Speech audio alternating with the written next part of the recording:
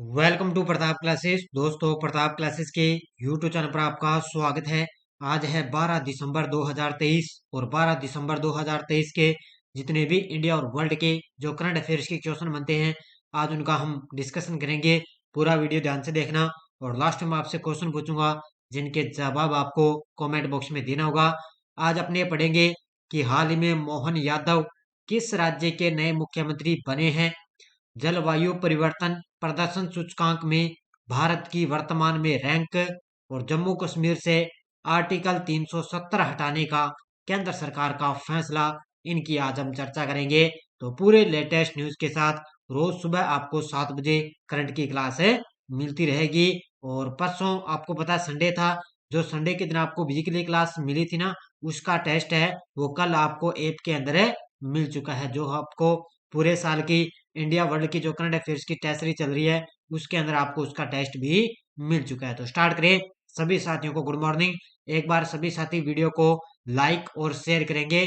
और सबसे पहले हम कल के क्वेश्चनों को रिवाइज कर लेते हैं। हाल ही में छत्तीसगढ़ राज्य के नए मुख्यमंत्री कौन बने? तो विष्णुदेव साय।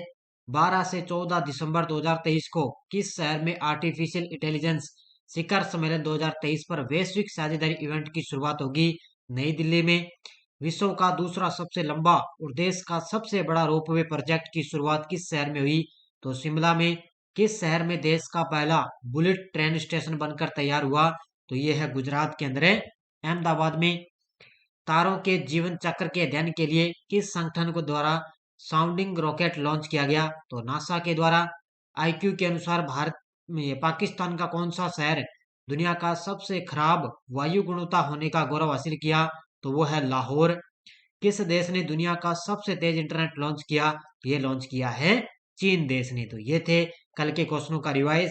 और ये क्वेश्चन आपको रोज शाम टेलीग्राम पर मिल जाते हैं। जो आपको मैं यहाँ पे यस्टरडे रिवीजन करवाता हूँ ना, ये क्वेश्चन आपको टेलीग्राम पर मिल जाते हैं। लगभग शाम को 8 बजे या 9 बजे तक आपको ये क्वेश्चन है मिल जाते हैं। तो एक बार सभी साथी वीडियो को लाइक शेयर करेंगे।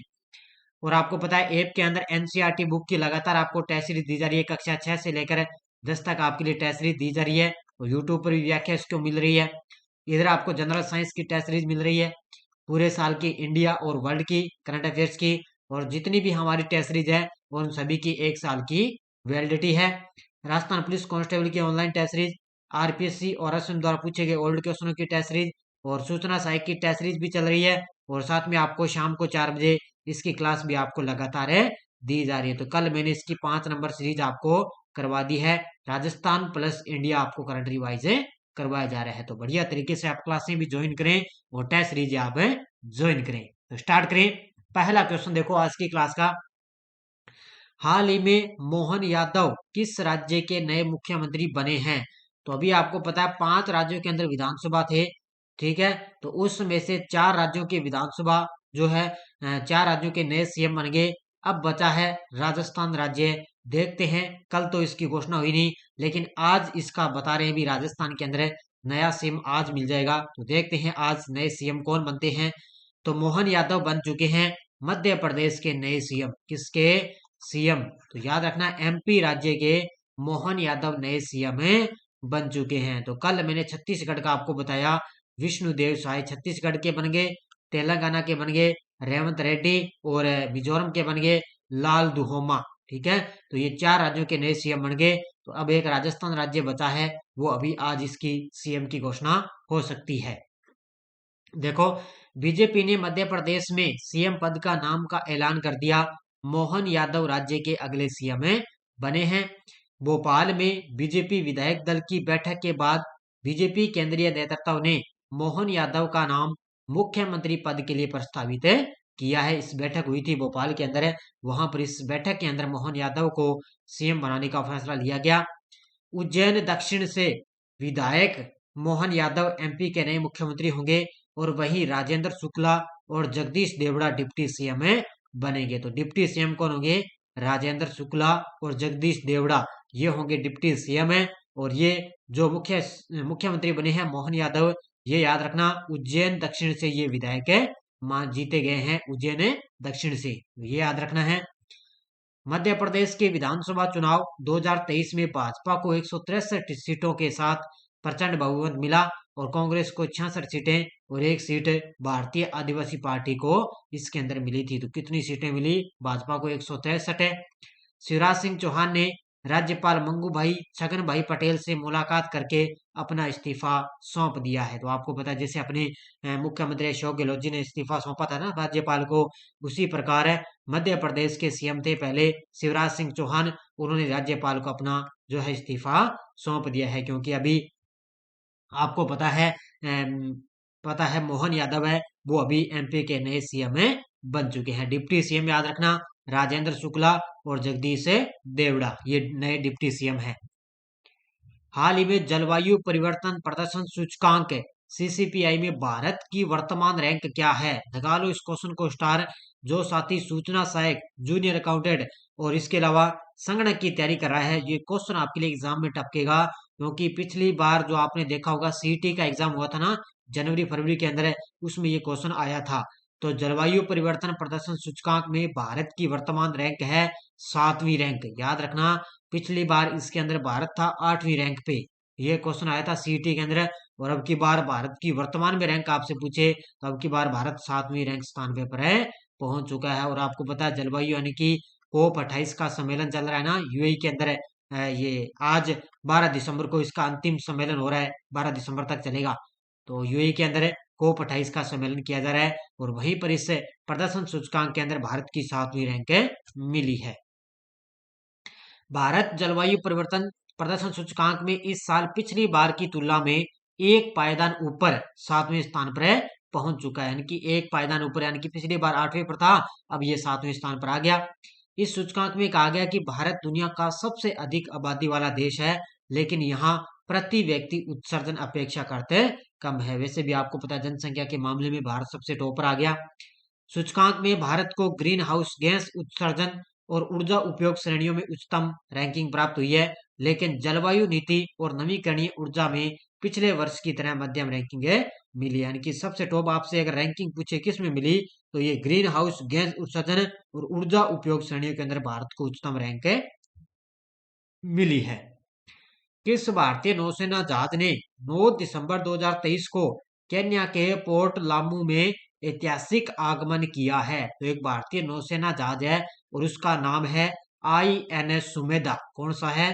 भारतीय नौसेना का जहाज है। ये तस्वीर में देखो, ये पीछे आपको दिखाई दे रहा होगा, ये है INS सुमेधा जहाज है।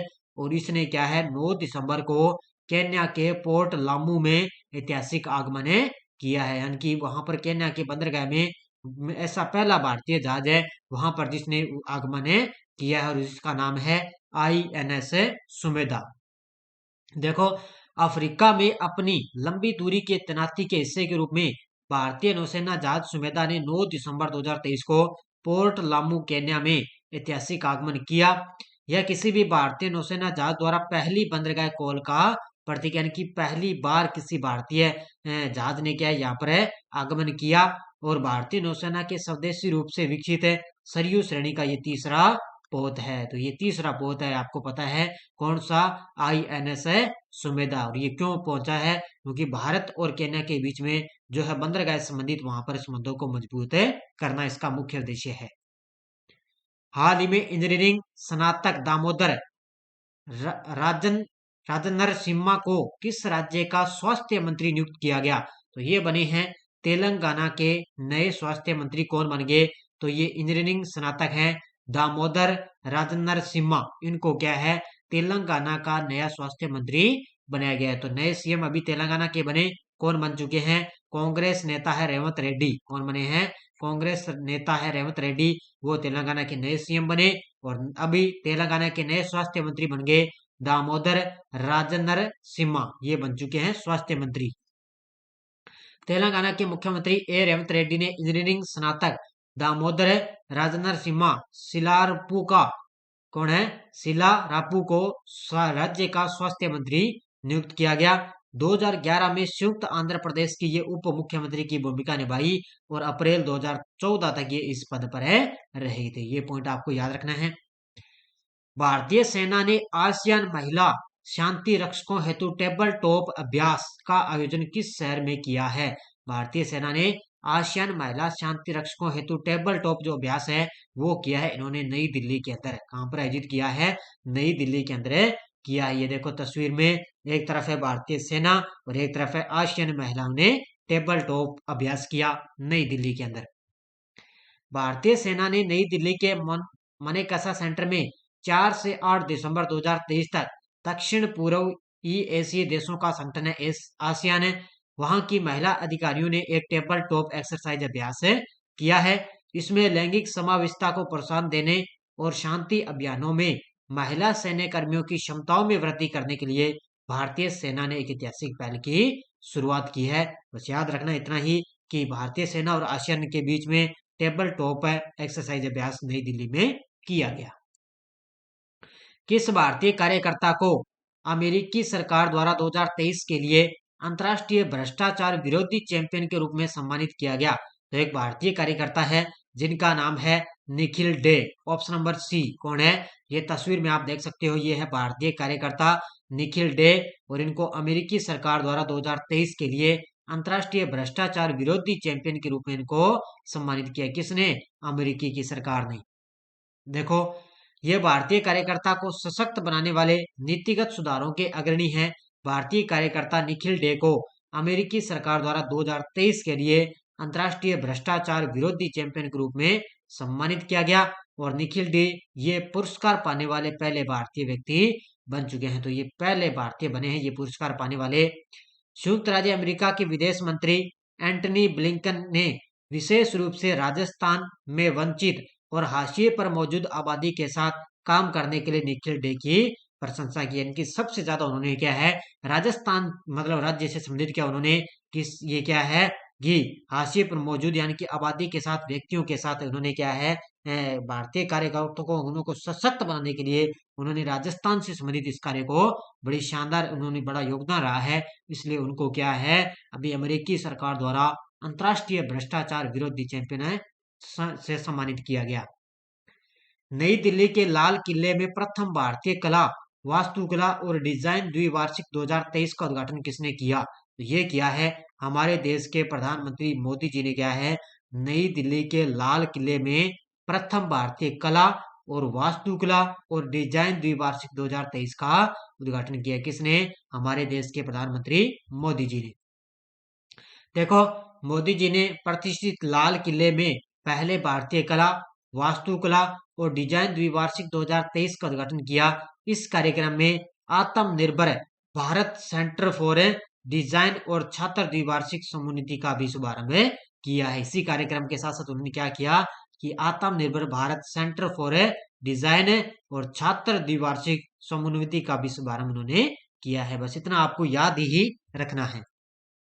हाल ही में किसने पीएम मोदी पर आधारित पुस्तक नए भारत का सामवेद का विमोचन किया है? हाल ही में किसने पीएम मोदी पर आधारित पुस्तक है नए भारत का सामवेद और इस पुस्तक का विमोचन किया है? पूर्व राष्ट्रपति रामनाथ कोविंद ने। ये देखो तस्वीर में आप देख सकते हो, ये देखो बीच में खड़े हैं पूर्व राष्ट्रपति रामनाथ कोविंद। उन्होंने पीएम मोदी पर आधारित पुस्तक है नए भारत का सामवेद का विमोचन किया है। देखो मुख्य तथ्य, पूर्व राष्ट्रपति श्री रामनाथ कोविंद ने नए भारत का सामवेद के लॉन्च की शोभा बढ़ाई और एक मौलिक संग्रह है जो प्रधानमंत्री मोदी के प्रभावशाली भाषणों पर यह प्रकाश डालता है जो हमारे देश के संविधान में निहित मूल सार और मूल्यों की गहराई से पड़ताल करता है। और मोदी जी का जन्म 17 सितंबर 1950 एक बहुमुख लेखक कवि और संस्कृति प्रेमी है। तो आपको पता है बहुत सारे मोदी जी भी मतलब आपको पता है एक लेखक है, बहु लेखक है, ये भी कवि हैं। लेकिन अलग जो भी जितने भी भारतीय हैं उन पर भी मोदी जी पर उन्होंने भी अलग अलग जो है पुस्तकें उन्होंने लॉन्च की है। तो अभी रामनाथ कोविंद ने नए भारत का सामवेद के इसमें लॉन्च की शोभा इसकी बढ़ाई है। भारत स्टार्टअप फंडिंग 2023 में सबसे अधिक वित्त पोषित भौगोलिक क्षेत्रों में वैश्विक रैंकिंग में कौन से स्थान पर है? तो भारत स्टार्टअप फंडिंग 2023 के अंदर सबसे अधिक वित्त पोषित भौगोलिक क्षेत्र में इसमें रैंकिंग में भारत का स्थान है चौथा। कौन सा स्थान है इसके अंदर? भारत का चौथा स्थान है। देखो, भारत की स्टार्टअप विकास की कहानी में सेंध लगाते हुए देश 2023 सबसे अधिक वित्त पोषित भौगोलिक क्षेत्रों में वैश्विक रैंकिंग में चौथे स्थान पर फिसल गया। क्योंकि यहाँ 5 वर्षों में सबसे कम फंडिंग दर्ज की गई है। इनकी सबसे जो पिछले 5 वर्षों में क्या है, सबसे कम यहाँ पे स्टार्टअप फंडिंग देखी गई। इसके अंदर भारत का चौथा स्थान है। 2022 में वैश्विक स्तर पर तीसरा स्थान हासिल किया था 2022 में, लेकिन भारत इस साल अमेरिका, ब्रिटेन और चीन के बाद चौथे स्थान पर रहा, जिससे कुल फंडिंग 5 दिसंबर तक केवल $7 बिलियन प्राप्त हो चुकी है। यानी कि अभी ताजा आंकड़े हैं, 5 दिसंबर तक क्या है, इसकी $7 बिलियन फंडिंग प्राप्त हुई है। तो इसके अंदर भारत अभी वर्तमान में चौथे स्थान पर है। अब आपको याद रखना है, बहुत ही आपके लिए महत्वपूर्ण है, जम्मू कश्मीर से आर्टिकल 370 हटाने का केंद्र सरकार का फैसला बरकरार रहेगा। तो ये आपको बड़ा शानदार याद रखना है। इसमें क्या हुआ कि सुप्रीम कोर्ट की 5 जजों की संविधान पीठ ने सोमवार को कहा कि आर्टिकल 370 अस्थायी प्रावधान था। तो ये 5 जजों की अभी इसमें बैठक हुई है। तो इसमें 5 जनों सुप्रीम कोर्ट में संविधान पीठ के अंदर उन्होंने कहा कि आर्टिकल यानी कि अनुच्छेद 370 एक अस्थायी प्रावधान था। संविधान के अनुच्छेद 1 और 370 से यह स्पष्ट है कि जम्मू और कश्मीर भारत का अभिन्न अंग है और भारतीय संविधान के सभी प्रावधान वहां लागू हो सकते हैं। आपको पता है, अगर वर्तमान में आपसे राज्य पूछे तो 28 राज्य हैं और 8 केंद्र शासित प्रदेश हैं, क्योंकि वर्तमान में अभी जम्मू और कश्मीर है वो केंद्र शासित प्रदेश हैं, क्योंकि 370 हटाने का केंद्र सरकार का अभी भी फैसला वो क्या है, बरकरार रहेगा।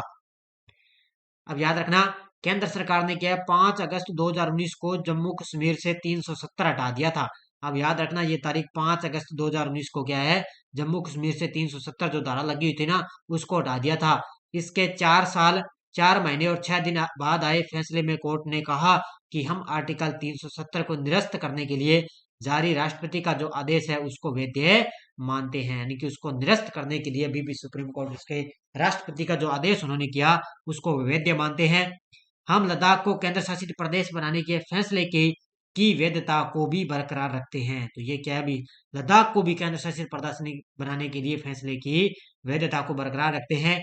इसके साथ ही सुप्रीम कोर्ट ने यह भी कहा कि इसमें जम्मू और कश्मीर में क्या है, 30 सितंबर 2024 तक विधानसभा चुनाव कराने के आदेश दिए हैं। तो ये याद रखना है, 30 सितंबर 2024 तक विधानसभा चुनाव कराने के आदेश भी दिए हैं सुप्रीम कोर्ट ने। और आपको पता है, अभी भी 370 इसमें धारा वो है हटाई रहेगी। अभी भी सुप्रीम कोर्ट का ये फैसला आया है। तो लगी कब थी, इसमें हटाई कब गई थी, 5 अगस्त 2019 को। तो ये टेलीग्राम ग्रुप है। टेलीग्राम ग्रुप पे आपको कोई सूचना आती है, कोई लिंक आता है, तो कल शाम मैंने 4 बजे सूचना साई की क्लास दे दी थी और धार्मिक और पुनर्जागरण की भी क्लासें आपको मिल रही है। और कल मैंने स्वामी विवेकानंद की आपको क्लास दी थी बढ़िया तरीके से, क्योंकि वो क्लास रीट का एग्जाम है, चाहे सीटेट का एग्जाम है, चाहे आपके लिए फर्स्ट ग्रेड का एग्जाम है, वो आपके लिए मैं एक एक व्यक्ति आपको धीरे धीरे क्लियर करवा रहा हूँ। सियाचिन में तैनात होने वाली भारतीय सेना की पहली महिला मेडिकल अफसर कौन बनी है, तो वो बन चुकी है गीतिका कौल। बहुत सारे विद्यार्थियों ने शानदार तरीके से जवाब दिए। मैंने ये भी कहा था कि चारों ऑप्शनों के जो चारों महिलाएं वो किसी न किसी में चर्चा में रही है, चारों के मैंने जवाब देना था, लेकिन लगभग मान के चलो 2 से 3 ही साथियों ने इन चारों महिलाओं का जवाब दिया था। उन सभी को बढ़िया तरीके से हार्दिक शुभकामनाएं। बस इसी तरह आप लगातार तैयारी करते रहो, आपका सिलेक्शन एकदम निश्चित है। बस आप अपने टारगेट को एकदम मतलब उसको छोड़ना नहीं है, लगातार आपको लगे रहना है जब तक आप सफल न हो। अब देखो क्वेश्चन फॉर यू, नई दिल्ली में राष्ट्रपति द्रौपदी मुर्मू द्वारा सर्वश्रेष्ठ व्यक्तित्व दिव्यांगों के सशक्तिकरण के लिए राष्ट्रीय पुरस्कार से किसे सम्मानित किया गया, प्रशांत अग्रवाल, सिद्धार्थ मल्होत्रा, संजय कोठारी, अनिल मिश्रा। इसका जवाब आपको कमेंट बॉक्स में देना है। तो ये थी आज की अपनी बढ़िया तरीके से क्लास। बाकी आपको लगातार ऑनलाइन टेस्ट सीरीज दी जा रही है, सुबह आपको करंट की क्लास मिलती है, इसके अलावा शाम को मेरी 4 बजे आपको लिए सूचना सहायक की। इसके अलावा आपको पता है करंट में बढ़िया तरीके से क्लास आपको लगातार दी जा रही है। और बस आप निरंतर ध्यान करते रहिए और अपनी तैयारी को पूरी तरह से पढ़ते रहिए। धन्यवाद। जय हिंद, जय भारत।